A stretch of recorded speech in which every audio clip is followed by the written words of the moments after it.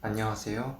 거북섬 투자자, 거북섬에서 부동산 일하는 작심입니다. 여러분이 생각하기에 거북섬의 매력이 무엇이라고 생각하시나요? 저는 거북섬에 계속 있다 보니 미래에 무엇이 잘 될까 항상 상상해 보는데요. 저는 거북섬이 서해안에서 유일하게 붉은 노을 인공 서핑장 뷰나 오션뷰를 보며 간단하게 맥주 한잔 할 수 있는 곳이라 자부하고 있습니다. 그리고 분명 요트보트 사업이 활성화될 것이라 자신합니다. 능력이 된다면 제가 이런 사업을 직접 추진해 볼 수도 있지 않을까 가볍게 생각도 하고 있습니다. 저는 좀 다른 각도로 생각을 해봤어요. 왜 위락, 로데오 상권이나 7층 주차 타워마저도 스카이 라운지가 생길까? 왜 거북섬 요트 보트 면허 시험장에서 일주일에 수십 명씩 면허증을 따는가? 저는 이 거북섬의 노을이 매력적이기 때문에 이것을 활용하기 위함이 아닐까라는 발상을 해봅니다. 거북섬에서 보는 노을은 우리 집 과천에서 보는 노을보다 10배는 더 아름다운데요. 오늘 제 이야기를 들어보면 거북섬에 있는 오션뷰들이 다 같은 오션뷰가 아니구나라며 또 다른 각도로 생각하실 수 있을 겁니다. 지금부터 관련된 이야기를 차분히 해보겠습니다. 자, 일단 해는 동쪽에서 뜨고 서쪽에서 집니다. 우리는 하루에 2번 노을을 볼 수가 있는데요. 해가 뜬다, 해돋이, 영어로는 sunrise. 해가 진다, 해넘이, 영어로는 sunset입니다. sunset, 익숙하죠? 부산시 해운대구에 위치한 호텔 선셋 101이 오리지널이며 거북이 섬의 마지막 오션뷰로서 분양 예정인 선셋 101 때문일 겁니다.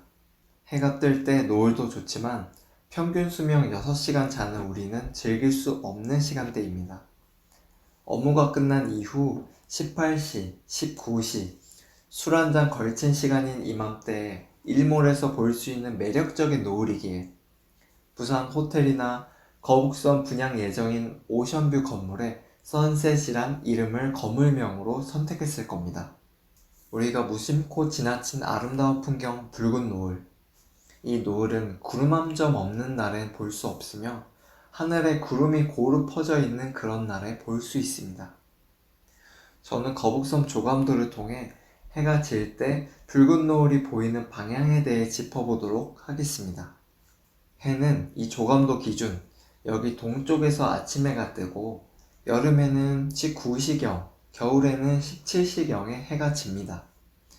그럼 해가 지는 시점 붉은 노을을 오션뷰로 볼 수 있는 건물들이 어디가 될 것인지 알 수 있습니다.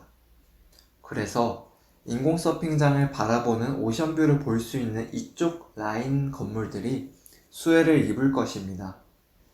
2021년 하반기에 35층 건물 계획된 곳이 분양하고 공사를 시작해 2024년에 35층 건물이 들어선다면 또 그 옆 45층 호스텔이 들어선다면 국가 마리나 방향으로 노을을 보기는 어렵고 송도 신도시 방향을 통해 붉은 노을 오션뷰를 감상할 수 있습니다. 또한 주된 서측 방향인 위락상업 라인들이 붉은 노을 지는 시와오 오션뷰를 감상할 수 있습니다.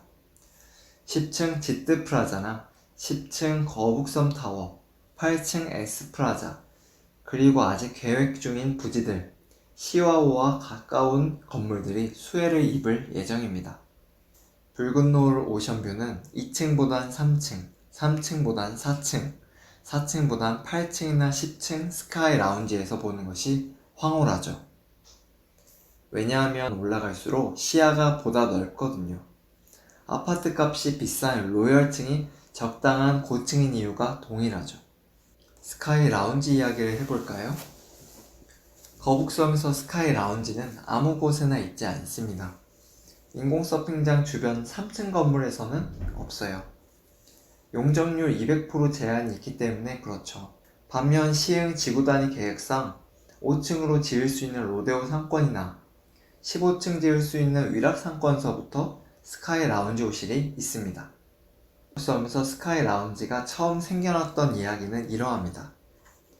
로데오 상권에 땅이 있는 시행사 입장에서 건폐율 70%에 용적률 300%, 4개 층을 지으면 용적률 20%가 남는데 어떻게 지어야 잘 활용했다고 소문이 날까 많은 고민이 있었을 겁니다. 그러다 이태원 루프탑 스카이 라운지에 레스토랑, 와인바가 인기가 많다는 것을 떠올려 인공서핑장과 바다, 붉은 노을이 있는 거북선 먹자 상권에 스카이 라운지 호실들을 건물당 2개씩 설계를 했던 거죠. 그렇게 한 곳에서 깃발을 꽂으니 시흥시에서 시킨 것도 아닌데 다른 시행사들도 마찬가지로 스카이 라운지 호실들을 만들기 시작했어요. 그렇다고 오해하지 마세요. 단순히 용적률이 남아 호실을 구성했다기보다는 루프탑 호실들이 공용 공간을 충분히 활용할 수 있도록 설계하여 분위기를 팔아 손님의 지갑을 여는 업종들 입장에서는 유리한 호실들을 만들었다는 이야기입니다. 좀 더 이해하기 쉽게 말씀드릴게요. 이 도면은 루프탑 호실이 있는 로데오 상권 건물 중 하나일 것입니다. 이 공간은 두 호실이 이용할 수 있지만 이 공간은 이 호실만 사용할 수밖에 없다는 특징이 있어요. 펍이나 레스토랑, 카페, 와인바가 들어온다면 붉은 노을 오션뷰를 찍을 수 있는 포토존을 만들어 자연스레 SNS를 통한 입소문이 탈 수 있을 것입니다. 요즘은 인스타, 블로그, 유튜브처럼 SNS 시대라 해도 과언이 아닙니다. 예를 들어 부산시 해운대구에 위치한 카페인 땡땡을 보면 그 트렌드를 알 수 있습니다. 갤러리 카페로 유명한 이곳은 인스타나 블로그에서 수많은 사진과 글들, 유튜브 영상으로 끊임없이 전파되고 있으며 코로나 4단계임에도 줄서 이용하고 있습니다. 아이스 아메리카노 7,000원, 아이스 라떼 8,000원. 나이 지긋하신 분들은 사 마실 상상조차 못하지만 젊은 사람들은 아무 거리낌 없이 이 카페에 온다는 거죠. 3, 4,000원에 파는 메가나, 어디아처럼 유명 프랜차이즈들이 있음에도 불구하고요. 참고로 여긴 보증금 1억에 월세 2천만원 받는다고 합니다. 임대인들은 대출 받았다 가정했을 때 연 9% 이상의 수익을 받고 있다고 보면 됩니다. 이 어마어마한 월세를 내고도 운영이 잘 된다는 것이 굉장한 일입니다. 부산 광안리로 가봐도 별반 다르지 않습니다. 광안대교와 오션뷰를 컨셉으로 하여 생겨나고 있는 카페들도 우리에게 익숙한 커피 프랜차이즈 가격 대비 2배 비싸지만 웨이팅이 있습니다. 거북섬도 뷰를 컨셉으로 한 카페들과 레스토랑까지 세면 5군데 있습니다만 그중 방문객 수를 봤을 때 탑을 찍는 곳이 있어요. 이곳은 감성 인테리어 플러스 인공서핑장과 붉은 노을 오션뷰를 이용해 영업하는 대표적인 곳입니다.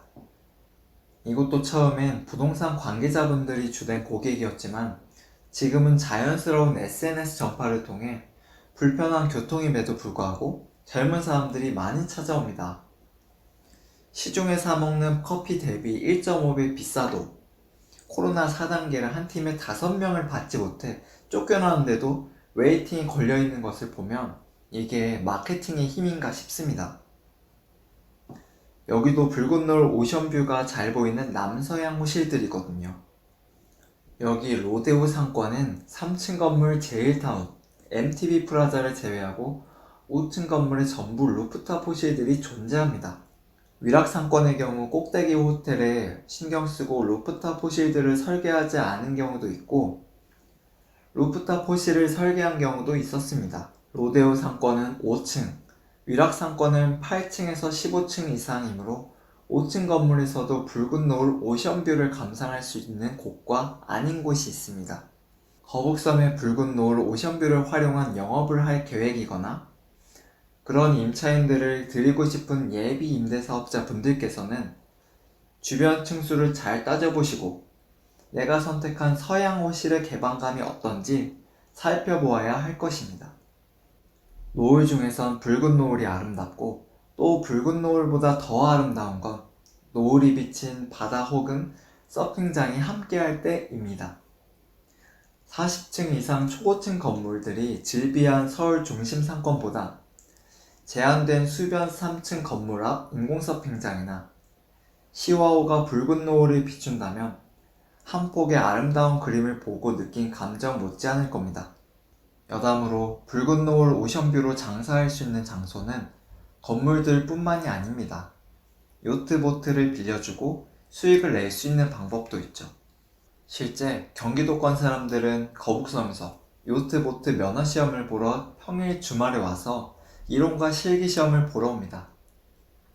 거북섬 큰 주상복합 땅을 기준으로 남측에 로터리가 있고 또 그 아래에 요트보트 면허 실기시험장이 있고 그 주변 거북섬 프라자 건물에 필기시험 장소가 있어요. 유시임이 보면 평일 주말 상관없이 사람들이 목걸이 명찰을 하고 선착장으로 가는 모습을 볼 수 있습니다. 그리고 거북이 섬에서는 주민들을 위한 해양 레저 프로그램을 계속 진행하고 있습니다. 이 상황들을 봐도 거북섬 주변은 요트보트에 관련한 사업이 크게 활성화될 거라는 걸 알 수 있습니다. 요트보트 사업이 크게 이루어지고 있는 대표적인 장소, 부산 해운대나 광안리에서는 한 보트에 여러 사람이 타는 상품은 성인 한 명당 25,000원, 단독으로 대여해서 커플이나 가족끼리 이용하는 건 20, 30만원 이상의 비용을 지불합니다. 최고급 요트에서 1박 하는 건 100만원에서 300만원까지 합니다. 아직은 거북섬 주변에 송전탑도 있고 송산 그린시티 서측지구가 개발 전이라 당장 부산만큼의 요트 보트 수익을 낼 수 있을지는 미지수입니다. 하지만 현재 안산 사동부터 방아머리 선착장까지 유람선이 뜰 예정이고 미래엔 물의도시 송산 그린시티나 화려한 국제 테마파크를 요트에서 볼 수 있는 코스를 기대해 볼 수 있겠습니다. 그땐 서해안을 대표하는 요트 보트 투어 코스가 되지 않을까요? 오늘은 거북섬의 매력에 대해 이야기해 보았습니다. 정말 붉은 노을 인공서핑장 뷰나 붉은 노을 시와호 뷰는 공짜로 거북섬에 세팅이 되어 있잖아요. 앞으로 들어올 예정인 카페, 레스토랑, 와인바 사장님들은 포토존을 꾸며놓고 여기 지금 시간대 사진 찍으면 정말 이쁘게 나와요. 안내도 해주며 SNS 홍보를 잘만 하면 손님들이 정말 많이 방문할 거예요. 평범한 가게보다는 스토리가 있는 카페에 가고 싶은 게 요즘 젊은 사람들이거든요. 해질 때 사진 찍으면 이쁘게 나오는 카페가 있대 라는 입소문을 퍼뜨리는 거죠. 잘 나온 인스타 인생샷 하나면 게임 끝입니다. 여태 거북섬엔 그런 곳이 없으니까 한번 연구해 보시면 좋을 것 같아요. 재미있는 주제라 제가 흥분해서 이런저런 이야기를 많이 했습니다. 투자를 생각하시는 분들이라면 거북섬의 장점을 종이에 적어놓고 어떤 호실들의 임차인들이 많이 방문할까 정리를 해보시면 좋겠습니다. 단지 그냥 시워뷰니까 호수뷰니까 결정하기보다는 좀 더 구체적인 이유가 있어야만 합니다. 투자에 한두 푼이 들어가는 게 아니니까요. 오늘은 여기서 마치겠습니다. 시청해주셔서 감사합니다.